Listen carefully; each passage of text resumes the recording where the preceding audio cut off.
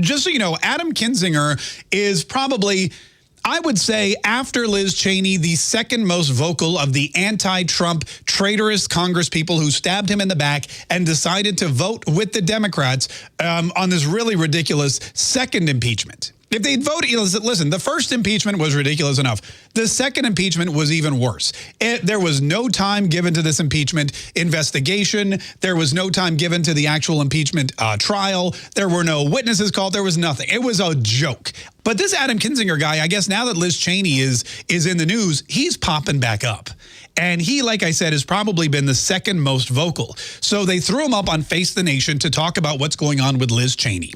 And here is what Adam Kinzinger had to say about Liz Cheney, her beliefs, and basically what led us to this point where she's being removed from her leadership position and most likely will lose her congressional seat next year. And so I think what the reality is as a party, we have to have an internal look and a full accounting as to what led to January 6th. Right now, it's basically the Titanic. We're like, you know, in the middle of this slow sink, we have a band playing on the deck telling everybody it's fine.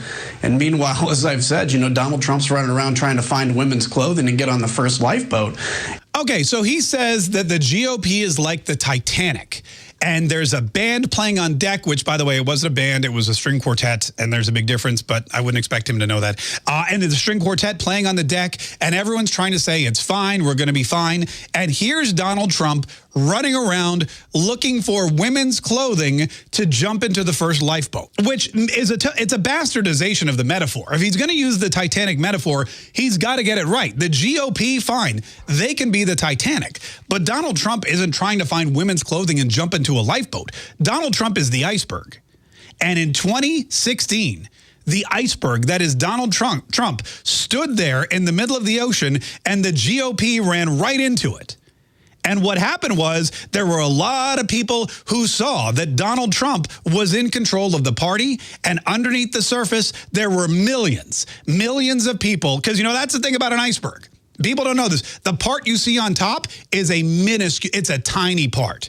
The part sticking out of the water, that's the smallest part of the iceberg. Most of the mass, most of the bulk, most of the power and the width and the monstrous, like just energy of that iceberg lays beneath the surface.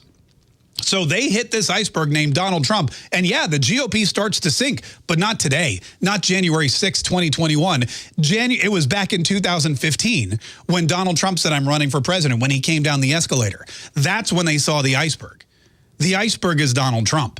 When they started to see his poll numbers rise, that ship, that they tried to avert it. They tried to steer away, but they just couldn't do it because more and more people were like, hey, you know, this is exactly what needs to happen. We need to take this party down and rebuild it. And not only did Donald Trump sit up there waiting for this collision, but the 75 million people who voted for him, supported him, and feel just like him underneath the surface were there ready to take him into the White House, not once, but twice.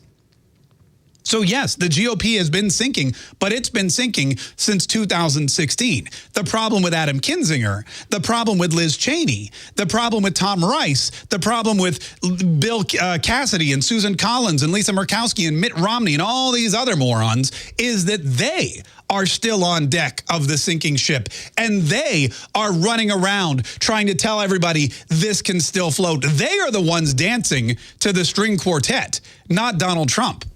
And if any of them were smart, they'd be trying to find some quote-unquote women's clothing and jumping into a lifeboat, but they're not. They are all content to go down with the ship. And odds are that's exactly what they're going to do.